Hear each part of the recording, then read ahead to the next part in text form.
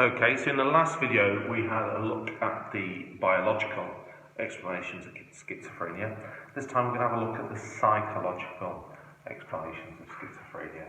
In terms of the order, I'm going to go from 1, then 2, then 3, then 4, and then we'll evaluate at the end in number 5. Right, okay, so one of the psychological explanations of schizophrenia is where the schizophrenic patient is experiencing family dysfunction. And we'll have a look at these two separately.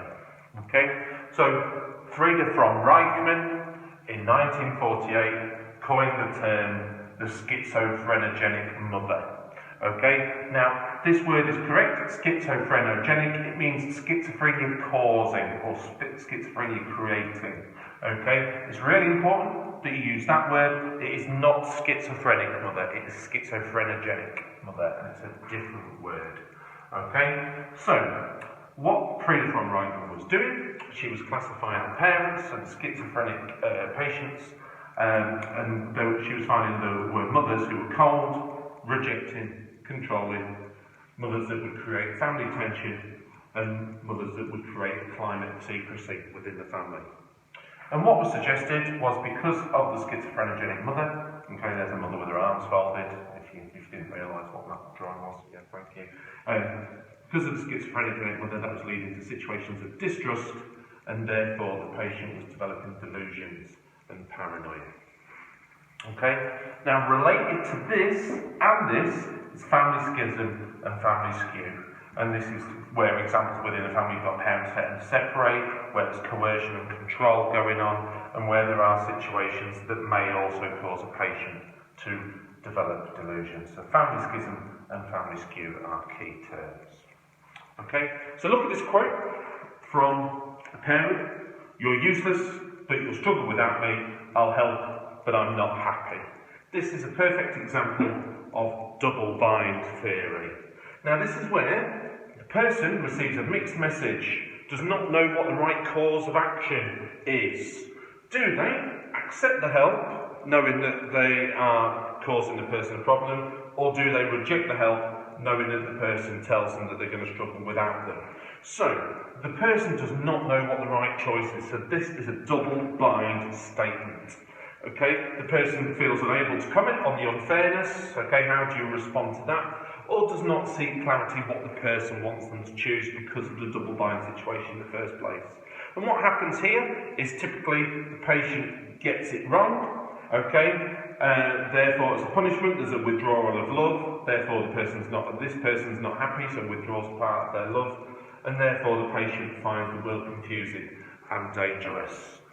Okay, this leads to disorganised thinking, okay, of the person, and therefore leads to paranoid delusions.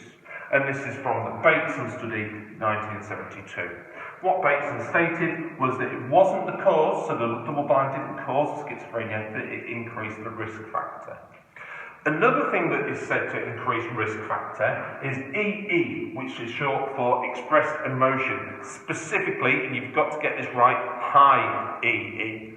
Okay, examples of high EE are verbal criticism, sometimes this is coupled with intimidation and violence, hostility, anger and rejection, and emotional over-involvement. Okay, so needlessly self-sacrificing yourself for somebody else.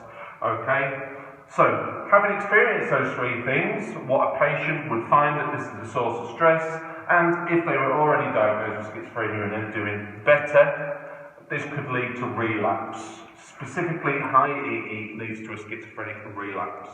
This is related to the Diaphysis stress model, and we looked at this with Pecky Tianari's study, and we looked at this in terms of, and that was the Finnish adoption study. And it's the idea that there's the genetic disposition to developing schizophrenia, but until that environment is present, the schizophrenia does not develop. So the genes are there, and the environment pulls the trigger. And we refer to this as an interactionist approach, because this is both biological and psychological as well.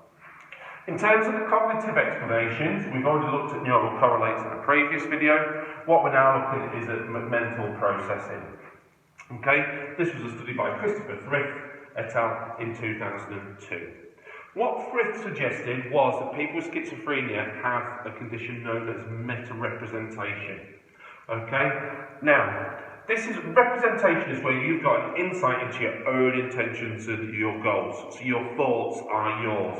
Meta-representation is where you've got your thoughts and goals up there, but you think they are coming from somewhere else, or they may be somebody else's thoughts and goals.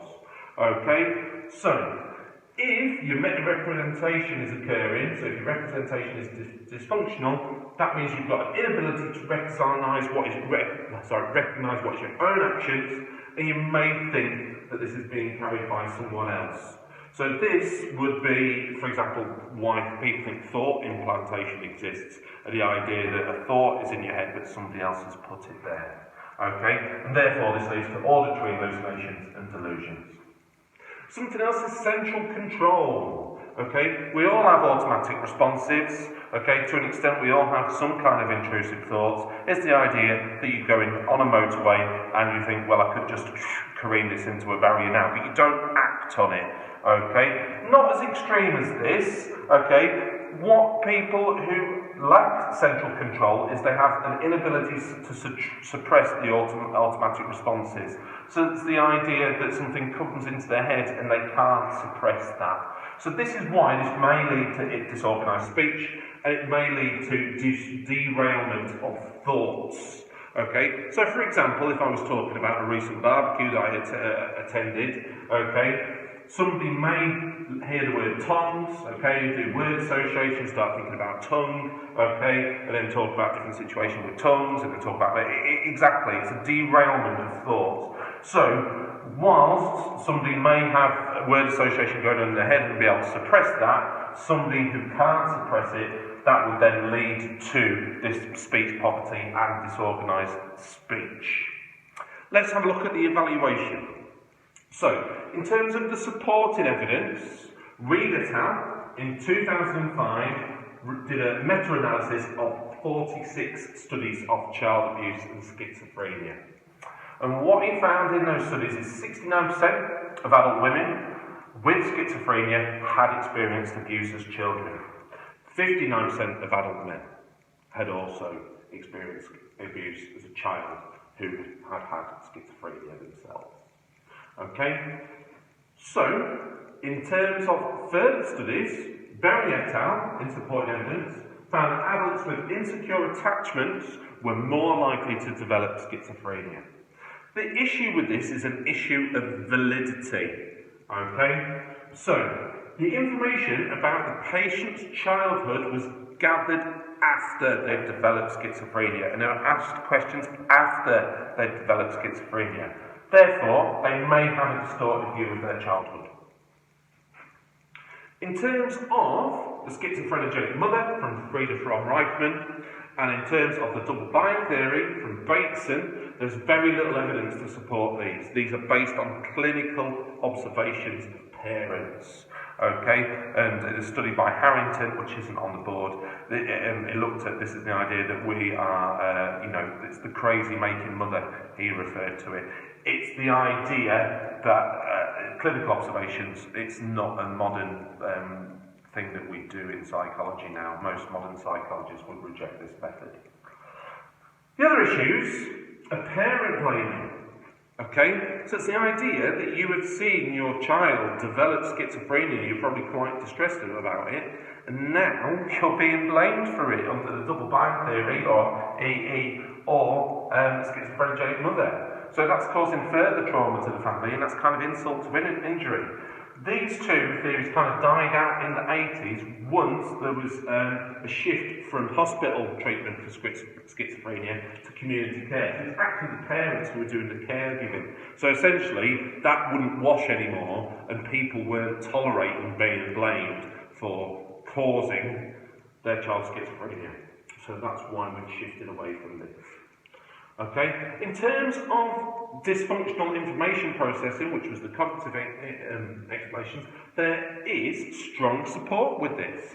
And what Sterling et al. In 2006, he used the Stroop test, developed by John Ridley Stroop, to look at the different thought processing of people with schizophrenia and people without.